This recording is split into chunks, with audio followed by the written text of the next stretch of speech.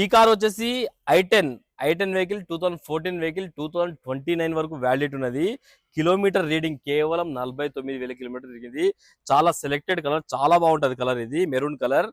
Customer price 3,40,000 అన్నారు, కానీ ఈ సండే ఆఫర్లో మీకు 2,99,000కే ఈ కార్ వచ్చేస్తుంది. అది కూడా జీరో డౌన్ పేమెంట్ లో, 1 రూపీ కట్టకండి సిబిల్ ఉంటే. జీరో డౌన్ పేమెంట్ లో మీకు కార్ వచ్చేస్తుంది. ఈ కార్ వచ్చేసి గ్రాండ్ ఐ10 ఆస్టా 2015 వెహికల్.